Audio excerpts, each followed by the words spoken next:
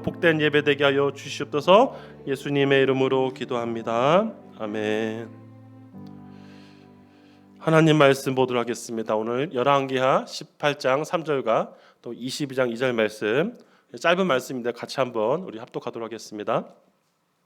같이 한 목소리로 합독합니다.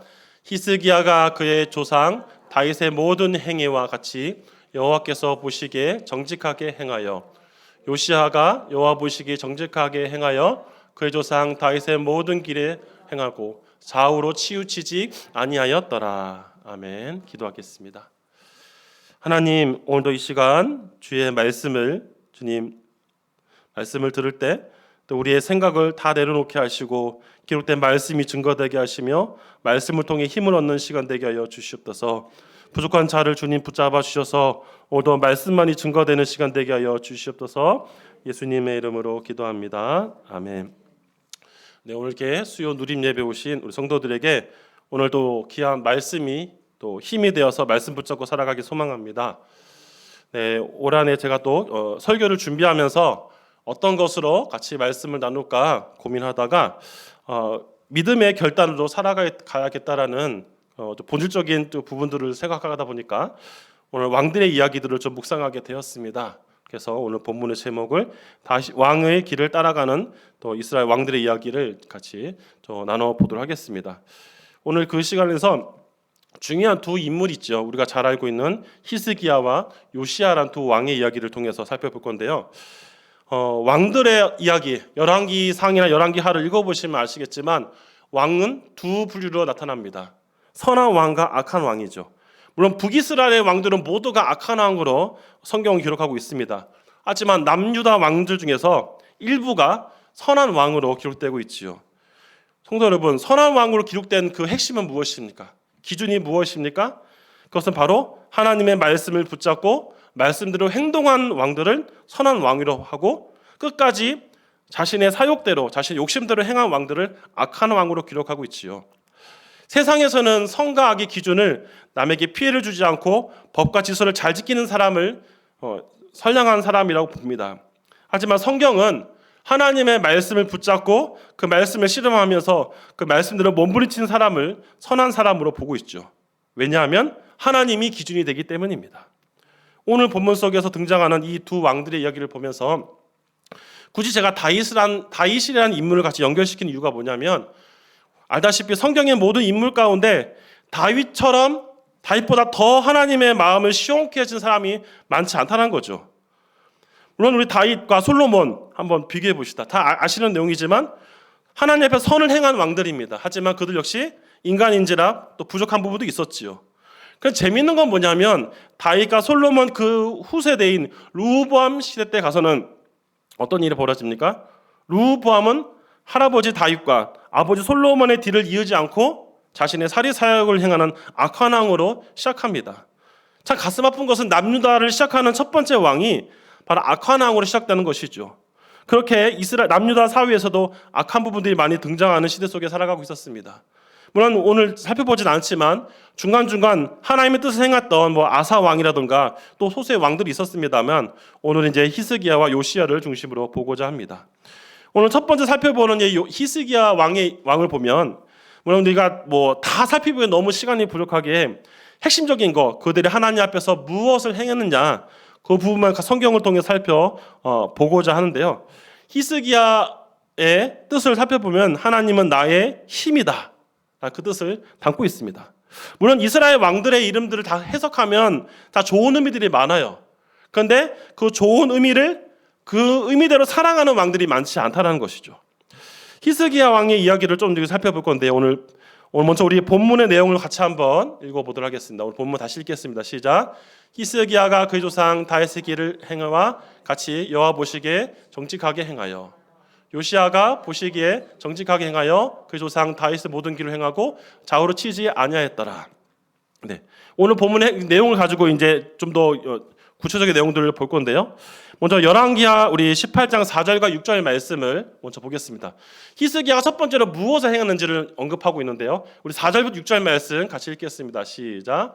그가 여러 산당들을 제거하고 주상을 깨뜨리며 아세라 목상을 찍으며 모세가 만든 롯뱀을 이스라엘 자손이 이때까지 향하여 분향함으로 그것을 부수고 느사단이라 일컬었더라. 히스기야가 이스라엘 하나님 여호와를 의지하였는데 그의 전후 유다 왕 중에 그러한 자가 없었으니 곧 그가 여호와께 연합하여 그에서 떠나지 아니하고 여호와께서 모세에게 명령하신 계명을 지켰더라. 여러분, 이 첫 번째로 그가 했던 것은 뭐냐면 종교 개혁인데요. 바로 무엇입니까? 이 놋뱀.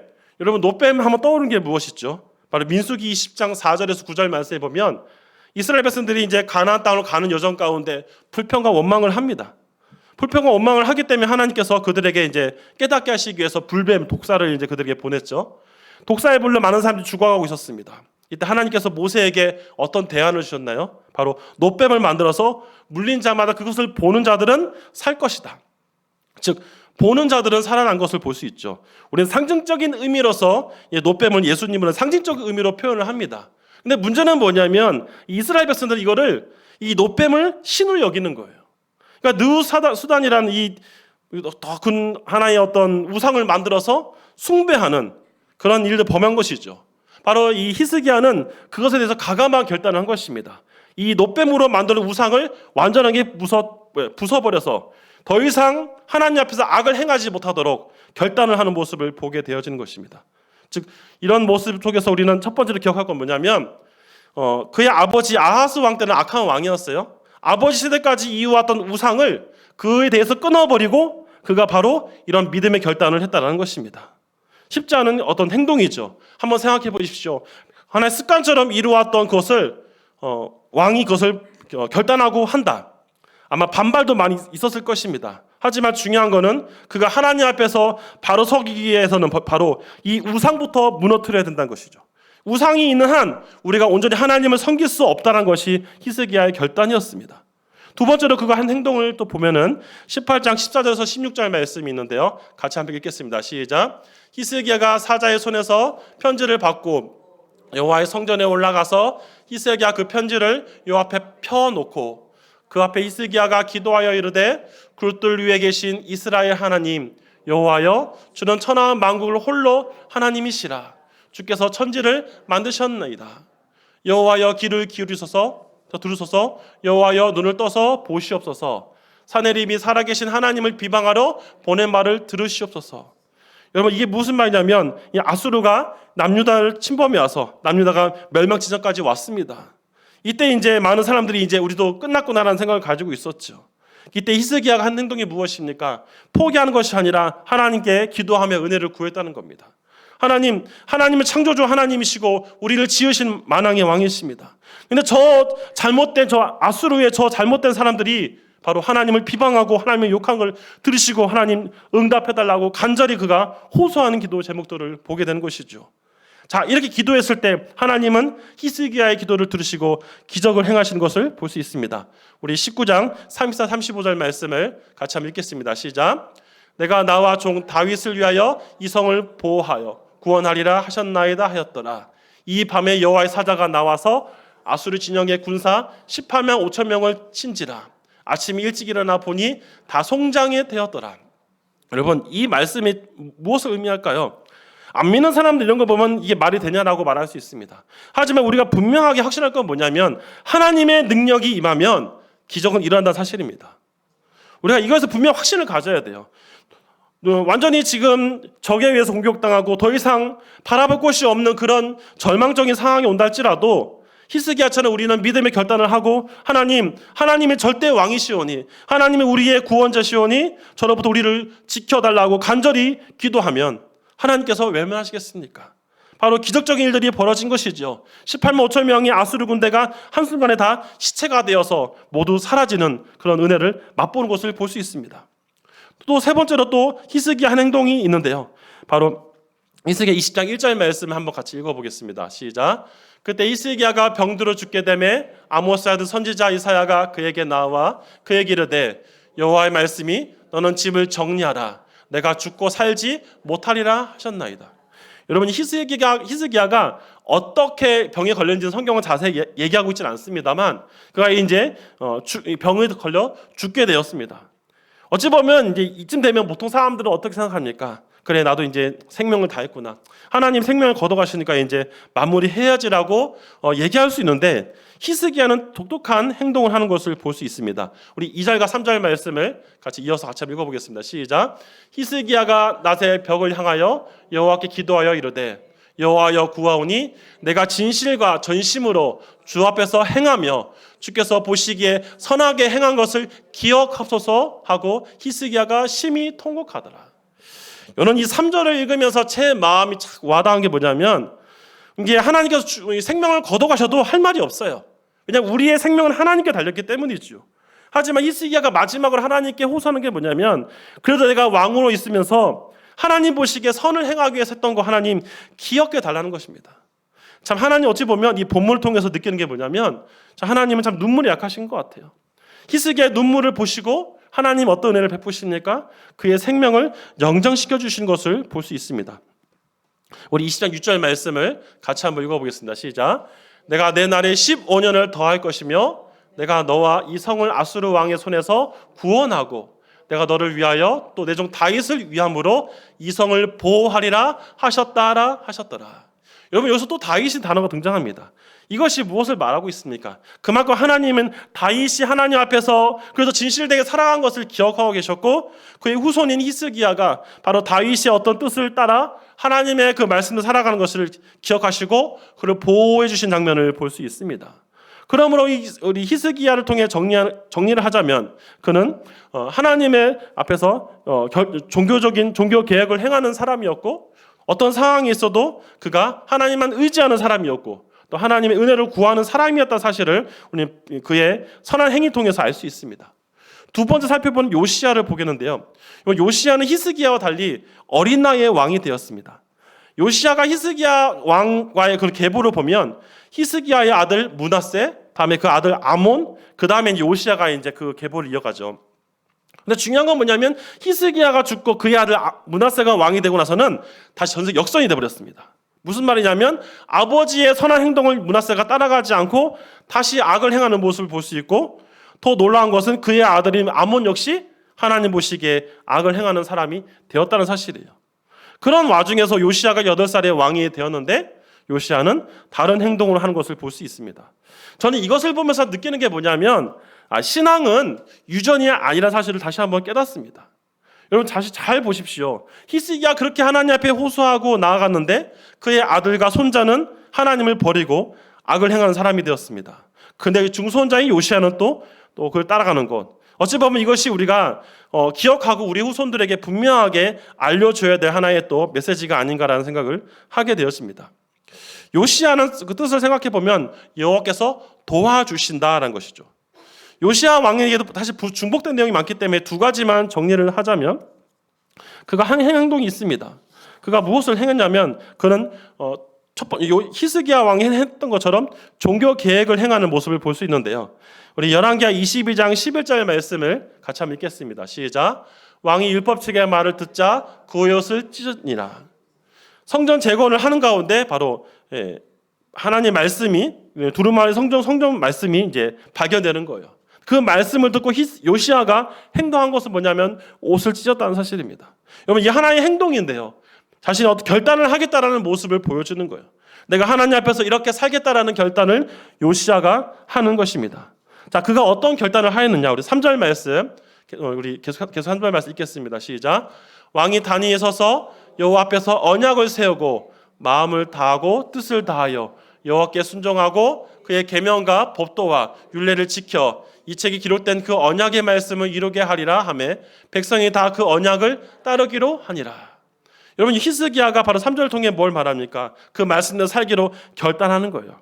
근데 중요한 것은 이게 말로만 살겠습니다 라고 말로만 하는 것이 아니라 그가 행동으로 옮겼다는 것입니다. 바로 오늘 23장 20절과 22절 말씀을 같이 한번 읽어보겠습니다. 시작.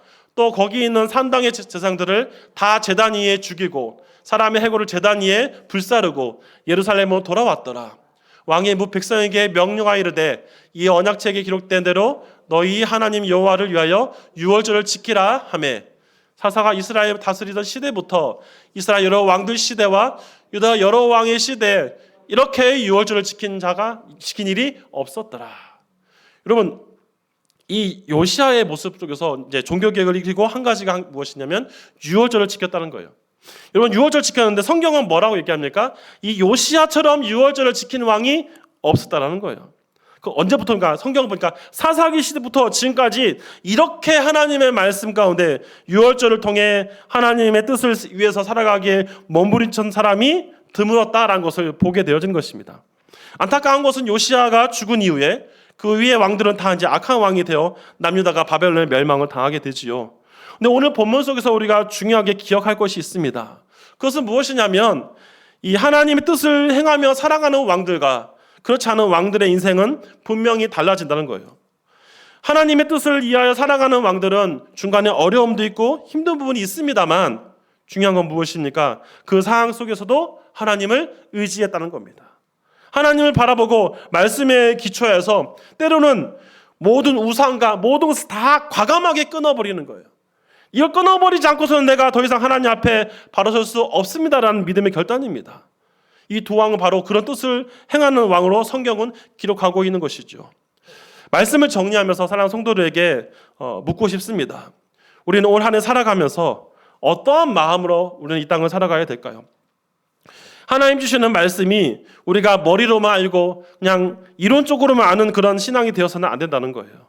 중요한 것은 이들은 행동으로 옮겼다는 겁니다. 하나님께 방해되는 모든 것은 과감하게 끊어버리는 행동을 이들은 하였다는 것입니다. 오늘 내가 하나님께 나아가는데 올 한 해 하나님께 나아가는데 방해해야 되는 것이 있다면 그것이 무엇입니까? 그것이 아무리 소중한 것이라도 하나님보다 앞설 수 없다는 거예요. 하나님보다 더 사랑할 수가 없다는 것을 우리는 분명히 기억해야 됩니다. 오늘 말씀을 정리하면서 떠오르는 성경 구절이 있는데요. 우리 잠언 14장 11절 말씀, 우리 시편 말씀 같이 한번 읽겠습니다. 시작. 악한 자의 집은 망하겠고 정직한 자의 장막은 흥하리라. 나의 방패는 마음이 정직한 자를 구원하시는 하나님께 있도다. 여호와의 말씀은 정직하며 그 행하시는 일은 다 진실하시도다. 아멘.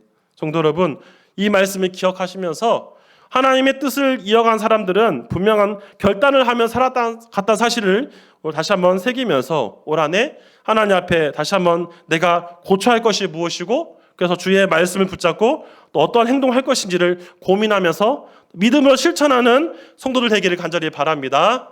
기도하겠습니다. 하나님, 오늘 말씀을 돌아보면서 다윗의 길을 따라간 두 왕의 이야기들 통해 공통점을 배웁니다. 그들은 하나님 앞에서 대대적인 종교 개혁을 행하였고 또 하나님만 의지하였고 하나님의 말씀대로 살기에 몸부림쳤고 또 유월절 행함으로 하나님 마음을 기쁘게 하였습니다. 주님, 우리 역시 올 한 해 살아가면서 하나님 앞에서 우리가 입술만이 아닌 행동과 삶을 통해 하나님 보시기에 아름다운 삶을 살아갈 수 있도록 은혜 베풀어 주시옵소서. 예수님의 이름으로 기도합니다. 아멘.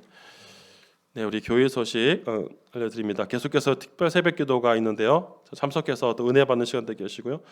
또 우리 돌아오는 금토는 우리 청소년부 수련회가 있습니다. 우리 청소년 수련회에서 기대해 주시기 바랍니다. 나머지 광고는 주보를 참고해 주시고요. 이제 축도한 이후에 자르게 기도가 돌아가도록 하겠습니다. 이제는 우리 주 예수 그리스도의 은혜와 하나님의 사랑하심과 성령의 교통하심이 오늘도 믿음의 결단을 하며 말씀대로 살기 원하는 여기 있는 모든 성도들 머리 위에 이제로부터 영원토록 함께 있을지어다. 아멘.